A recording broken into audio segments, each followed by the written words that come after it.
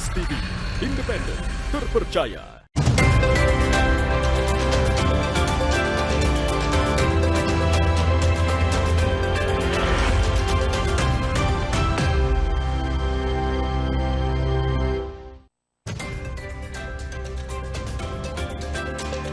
Halo saudara, Jurnal Nusantara kembali menyapa Anda dengan berbagai informasi menarik dari sejumlah daerah di tanah air. Bersama saya Claudia Carla, hanya di Kompas TV, independen, terpercaya.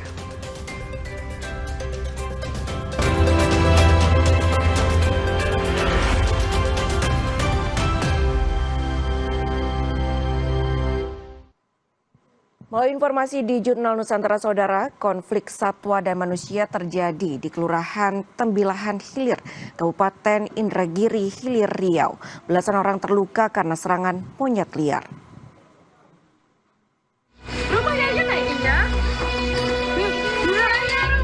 Sejak 24 Juli lalu, warga di Jalan Pangeran Hidayat, Indragiri Hilir Riau resah dengan keberadaan monyet liar yang masuk permukiman mereka.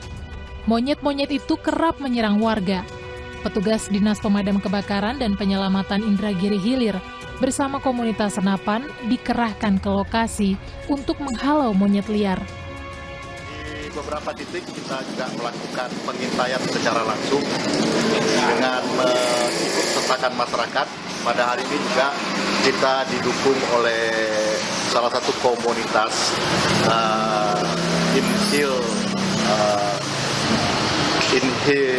komunitas Napang Angin, Inhil Shopping Club yang membantu kita untuk membantu melumpuhkan. Dalam sepekan terakhir, 14 orang mengalami luka-luka karena serangan monyet liar. 2 diantaranya dirawat di rumah sakit. Terakhir tadi saya baca informasi malam 14 hari ini. Jadi artinya dari 9 itu yang masuk ke UGD kita, Rumah Sakit Perhusada, sisanya tuh ke paskes lain, bisa aja ke puskesmas. Dengan ada 2 yang dirawat inap sampai tindakan operasi, ya. Nah, sampai hari ini masih yang 2 itu masih dirawat inap. Hingga kini belum diketahui penyebab monyet-monyet liar mengamuk di permukiman warga. Warga diimbau selalu menutup pintu dan jendela rumah untuk mengantisipasi kedatangan satwa liar tersebut. Tim Liputan Kompas TV. Informasi lainnya saudara, meski operasi SAR kebakaran KM Mutiara Sentosa II telah dihentikan, sejumlah keluarga masih menunggu kepastian nasib kerabat mereka yang belum ditemukan. Salah satunya Abdul Manan, koki kapal yang hingga kini masih hilang. Kerabat korban Anton mendatangi posko di Pelabuhan Tanjung Perak, Surabaya untuk mencari informasi mengenai keberadaan Abdul Manan. Komunikasi terakhir terjadi saat kapal akan berangkat sebelum terputus akibat kebakaran. Keluarga telah menelusuri daftar korban selamat, mendatangi rumah sakit dan memeriksa data korban teridentifikasi. Namun, nama Abdul Manan belum ditemukan. Meski sempat melihat video yang diduga memperlihatkan Abdul Manan menyelamatkan diri, keluarga hingga kini masih menunggu kepastian nasibnya dari petugas posko SAR dan pihak perusahaan kapal.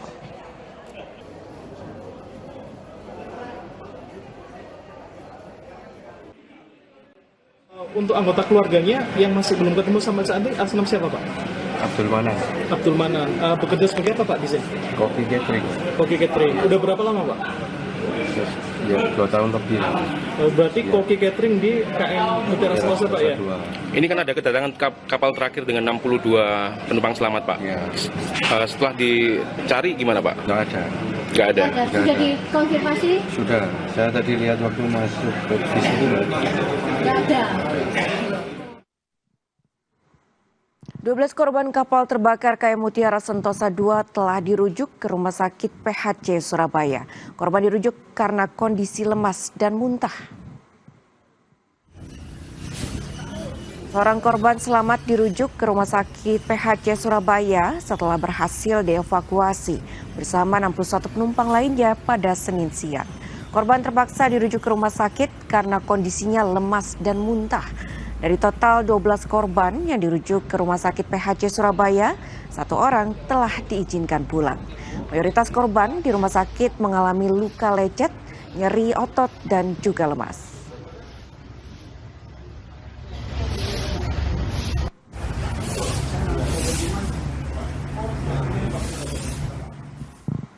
Informasi lain, saudara, dipicu kesalahpahaman saat antre BBM, dua pria terlibat cekcok hingga baku hantam di sebuah SPBU di Bone, Sulawesi Selatan.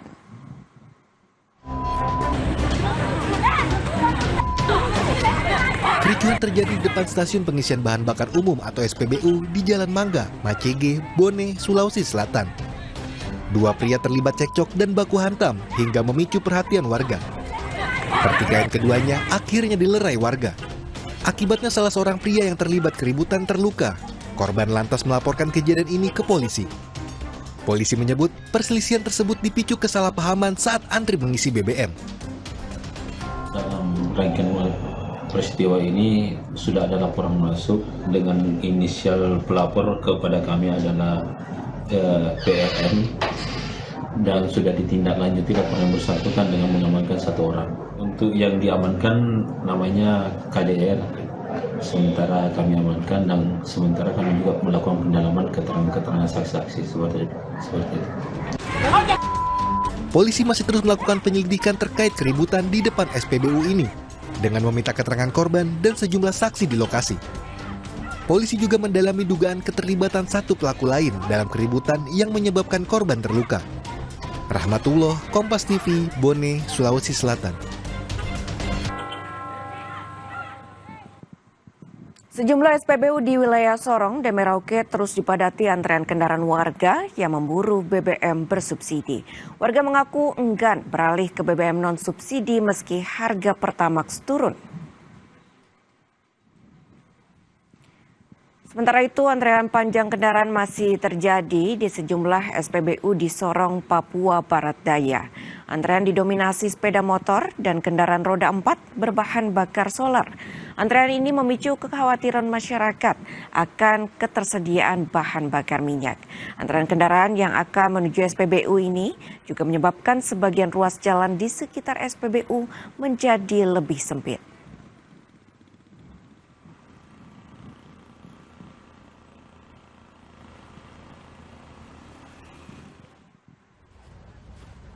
Pemandangan serupa juga terjadi di salah satu SPBU di Merauke. Pengendara bahkan harus menunggu hingga hampir 1 jam untuk mendapatkan BBM subsidi jenis Pertalite. Warga mengaku penurunan harga Pertamax belum menjadi alasan utama untuk beralih ke BBM non-subsidi. Kondisi antrean ini diakui salah satu pengendara telah terjadi selama 1 minggu terakhir.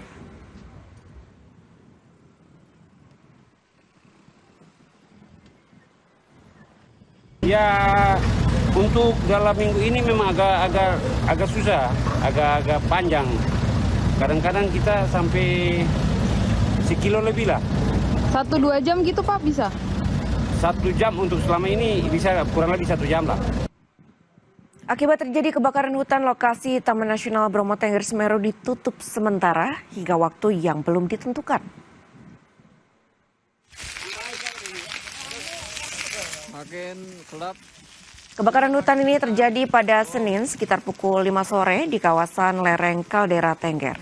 Petugas masih fokus memadamkan api sehingga belum bisa menghitung luas area yang terbakar. Akibat kejadian ini, saudara, pihak Balai Besar Taman Nasional Bromo menutup kunjungan wisata di pintu masuk Cemplang, Coban Trisula, dan Senduro hingga waktu yang belum ditentukan. Namun pengunjung masih tetap bisa berwisata melalui pintu masuk Wonokitri Pasuruan atau Cemoro Lawang Probolinggo.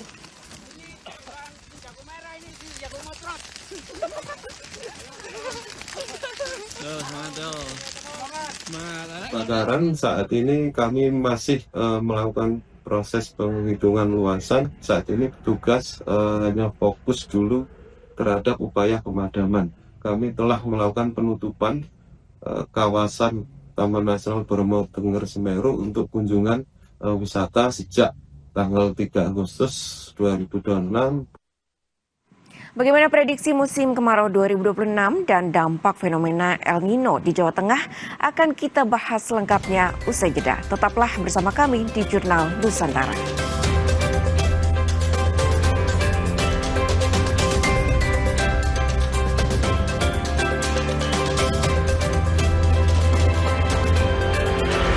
Dari Wings Food. Ragam sudut pandang, beradu gagasan di atas satu meja. Salah ngomong saya koreksi kan? Iya. Saya pun objektif. Dalam satu forum terbuka. Badan Komunikasi Pemerintah pun kita sudah undang, tapi akhirnya kami tetap jalan karena nasib guru ini tidak bisa menunggu. Mempertanyakan arah berbagai isu besar. Setiap persoalan penting layak dibahas tanpa batas. Satu meja, The Forum, setiap Rabu, pukul 8:30 malam di Kompas TV.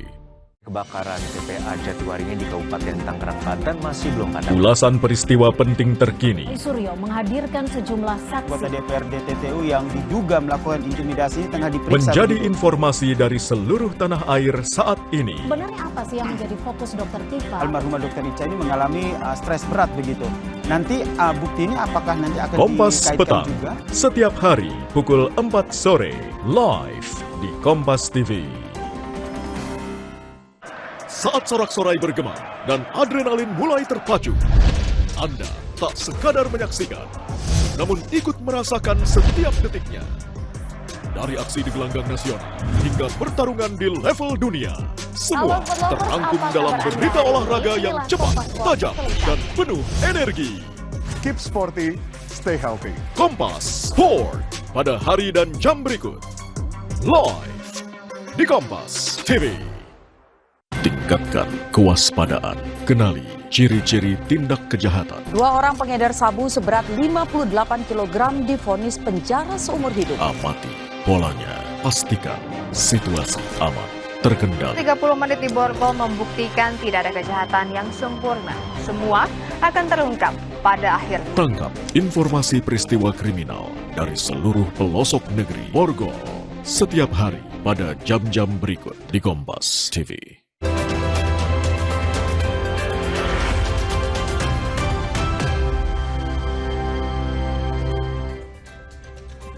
BMKG Stasiun Klimatologi Kelas 1 Jawa Tengah memperkirakan musim kemarau tahun 2026 ini akan lebih panjang. Sementara puncak kemarau diprediksi pada Juli dan Agustus 2026.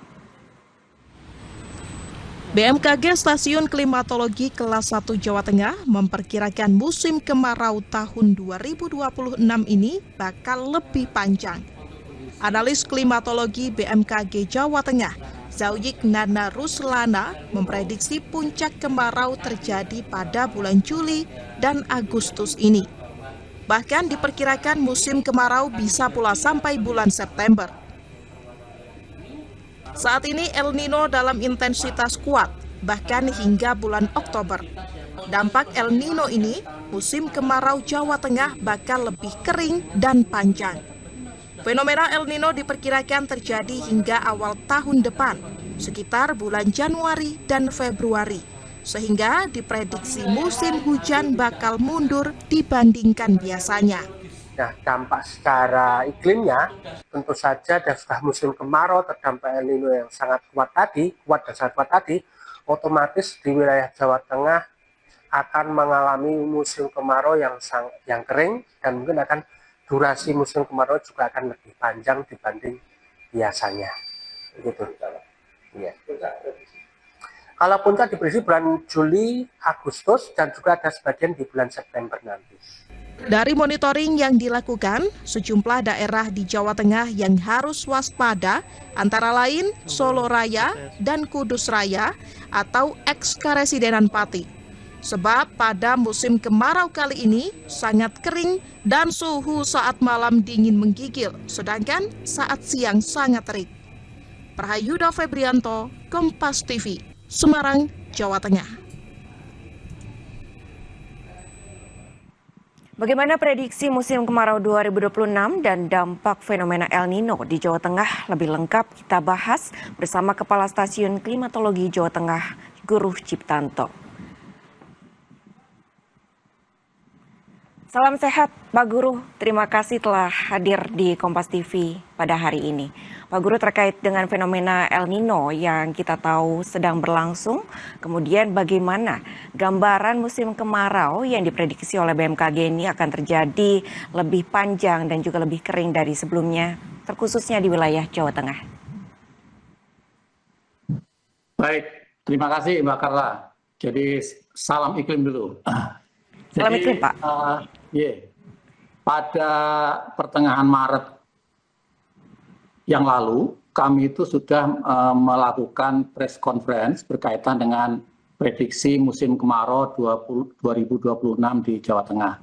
Jadi jauh hari kami sampaikan kepada seluruh stakeholder, kepada masyarakat publik semuanya, bahwa tahun 2026 ini kemaraunya beda dengan tahun-tahun sebelumnya. Jadi minimal kami berikan gambaran umum bahwa sifatnya bawah normal.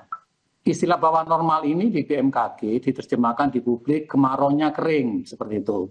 Kemudian musim kemaraunya datang lebih awal, seperti itu. Jadi datang lebih awal yang biasanya mungkin ada yang di awal Juni, itu di awal Mei sudah masuk beberapa daerah seperti itu. Selain datangnya lebih awal, nanti musim kemaraunya juga selesainya terlambat, sehingga secara umum dirasakan lebih panjang dari biasanya. Bahkan dalam outlook pandangan kami di akhir tahun 2025, kami memberikan suatu pandangan curah hujan di Juli, kemudian Agustus, September itu di bawah 50 mm. Bahkan di Oktober pun curah hujannya masih sifatnya di bawah normal. Padahal biasanya di Oktober itu sudah ada daerah-daerah yang mengalami peralihan ke musim hujan seperti itu. Jadi gambaran-gambaran umum itu sudah kami sampaikan agar seluruh masyarakat dan stakeholder bisa saling koordinasi untuk menyiapkan rencana apa yang bisa dilakukan masing-masing sesuai dengan kebutuhannya. Seperti itu, Mbak Carla. Baik Pak Guru, untuk kemarau pada tahun ini berlangsung lebih kering dan juga lebih panjang dari sebelumnya. Lalu kemudian dengan panjangnya musim kemarau, tentunya sektor pertanian ini menjadi salah satu yang paling rentan. Lalu kemudian apa rekomendasi dari BMKG bagi petani terkait pola tanam dan juga pengelolaan air? Ya, jadi tidak semua wilayah itu yang kami sampaikan ini kan curah hujan yang ada dari langit. Sementara dalam dunia pertanian di Jawa Tengah itu tidak semuanya mengandalkan curah hujan dari langit saja. Artinya tidak semua wilayahnya itu ada hujan. Misalkan daerah-daerah, kemarin kami melakukan sekolah lapang iklim misalkan di Sragen. Nah, memang daerah-daerah di selatan Bengawan Solo itu menggunakan irigasi teknis. Artinya di musim kemarau ini tidak terlalu berdampak bagi daerah-daerah pertanian yang menggunakan irigasi teknis. Bahkan biasanya di musim kemarau ini dari teman-teman pertanian yang irigasinya teknis biasanya produk padi yang dihasilkan jauh lebih bagus. Tetapi untuk daerah-daerah di sebelah utaranya itu memang perlu kewaspadaan karena irigasi teknisnya mungkin tidak semuanya sepanjang tahun akan dialiri. Ada daerah-daerah pertanian yang menggunakan misalkan air permukaan melalui sungai-sungai atau dengan air dalam menggunakan sumur-sumur bor dan seterusnya. Jadi antisipasi ini kami sampaikan agar petani, agar dinas pertanian itu bisa melakukan sejak dini. Kira-kira kami akan menggunakan air dari sisi yang mana ini. Jadi hal-hal yang seperti itu kami koordinasikan tujuannya untuk memudahkan gambaran ke depan berkaitan dengan rencana tanam ataupun pola tanam yang akan dilakukan. Gitu Mbak Carla. Baik Pak Guru, untuk fenomena El Nino ini tentunya perlu diwaspadai oleh pertanian yang menggunakan metode tada hujan. Lalu kemudian selain sektor pertanian yang menggunakan metode tada hujan, sektor apa saja Pak Guru yang perlu meningkatkan kewaspadaan selama musim kemarau ini? Ya, tentu berkaitan dengan ini kemaraunya kering, tentu penyediaan air bersih ya. Jadi seperti PDAM, air baku, ini menjadi vital karena mungkin kalau nanti terpaksa tidak mencukupi daerah-daerah yang teraliri dengan air, bisa disampaikan sejak dini kira-kira aliran air bersih kira-kira bergilir seperti itu. Jadi jadwalnya disampaikan dengan masif. Kemudian selain Dinas Pertanian, tadi juga kesehatan karena dengan adanya lamanya tidak hujan, ini beberapa daerah sudah ada yang lebih dari 90 hari tidak hujan, itu menimbulkan debu-debu yang berterbangan dan polusi udara tentu tidak bisa dielakkan. Muncullah nanti ISPA dan lain-lain.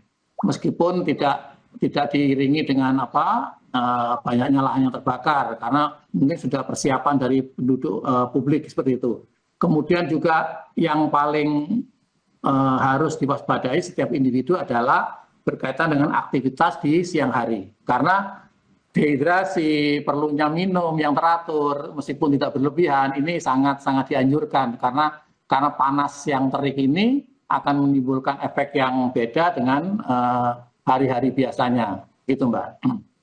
Baik, selain sektor pertanian, sektor kesehatan juga membutuhkan perhatian seiring dengan musim kemarau panjang yang berisiko memunculkan peningkatan ISPA dan juga dehidrasi. Lalu kemudian Pak Guru, kalau kita bicara soal musim kemarau panjang ini rentan atau dekat dengan terjadinya risiko kebakaran. Bagaimana BMKG melihat adanya peningkatan risiko kebakaran hutan dan lahan di Jawa Tengah? Wilayah mana saja yang perlu menjadi perhatian khusus, Pak Guru? Ya, jadi daerah-daerah yang mengalami lahan biasanya terbakar, ini beda kalau di Jawa Tengah beda dengan luar Jawa ya, ada hutan yang terbakar dan lain-lain, tapi tetap kewaspadaan itu perlu dilakukan karena biasanya kawasan hutan jati. Hutan jati ini di Jawa Tengah biasanya adanya di timur dan utara, misalkan wilayah Brola, wilayah Grobogan, Rembang, ini rentan untuk terbakar misalkan. Kemudian kawasan lereng pegunungan, ada Gunung Lawu di sekitar Karanganyar, ada Gunung Merbabu, kemudian Sindoro Sumbing, Gunung Slamet, yang biasanya para pendaki itu sering melakukan aktivitas sana, mungkin dihimbau untuk tidak ceroboh karena puntung rokok dan lain-lain. Kemudian wilayah-wilayah mana lagi, misalnya rawan kekeringan ekstrim, misalkan wilayah Wonogiri dan Sragen. Ini juga saya mendapat informasi meskipun ada lahan gambut ya, tapi dangkal. Jadi semak belukar dan lain ini bisa menjadi pemicu. Ini bisa menjadi perhatian khusus bagi penduduk sekitarnya. Dan yang terakhir adalah area perhutani. Area perhutani yang menjadi lahan pertanian pinggiran yang ada berkolaborasi dengan penduduk setempat. Ini juga perlu perhatian karena udara yang kering, kelembapan yang semakin turun akan lebih mudah memicu untuk gesekan api kalau ada aktivitas manusia, misalkan meninggalkan api meskipun kecil, seperti itu. Baik, sejumlah wilayah perlu menjadi perhatian untuk kemudian mencegah terjadinya risiko kebakaran. Terima kasih Kepala Stasiun Klimatologi Provinsi Jawa Tengah, Guru Ciptanto. Terima kasih telah bergabung di Jurnal Nusantara pagi ini. Salam sehat, Pak. Terima kasih, Mbak. Salam iklim, rencanakan kegiatannya. Saudara, jangan kemana-mana, kami akan kembali usai jeda dengan beragam informasi lainnya. Tetaplah bersama kami di Jurnal Nusantara.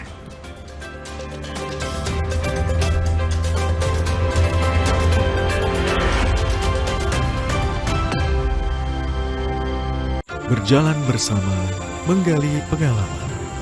Berjalan bersama, menemui sosok tokoh inspiratif. Dan menjaga tradisi serta budaya. Berjalan bersama, hidupkan dinamika sebuah kawasan. Amati penuh kehangatan kesehariannya. Berjalan bersama, dalam jalan-jalan. Setiap minggu, pukul 10:30 siang. Di Kompas. Menyegarkan suasana di pagi hari dengan informasi terkini yang dinanti. Meningkatnya suhu laut, semakin banyak burung laut mati. Akan seberapa besar dampak kembalinya dana sal? Berita dari seluruh penjuru negeri kita amati. Menyemangati di setiap pagi. Pasif yang menjadi masalah utama ekonomi digital terjadi saat pandangan pengemudi terhalang asap tebal knalpot. Sapa Indonesia Pagi, setiap hari pukul 7 pagi, live di Kompas TV.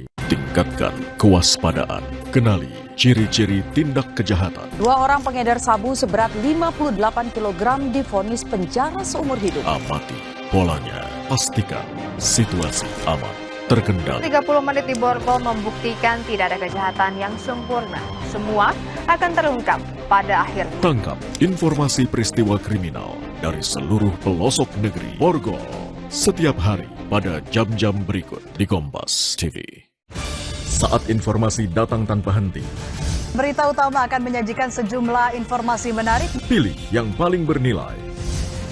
Dan jadikan referensi utama. dirangkum penuh integritas dan terpercaya. Berita-berita lain yang aktual untuk Anda simak.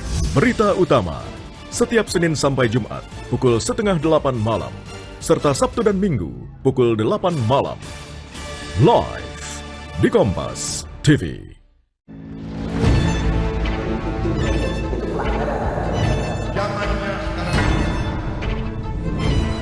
Bola Liar, setiap Jumat pukul 8:30 malam, live di Kompas TV.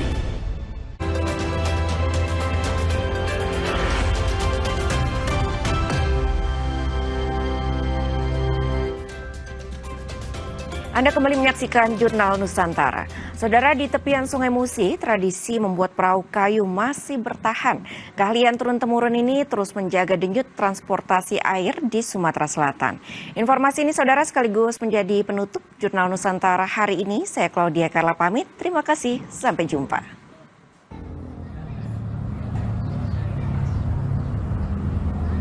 Suara palu bertalu di atas kayu meranti terdengar di kawasan Tanggaraja, bawah jembatan Musi 6 Palembang.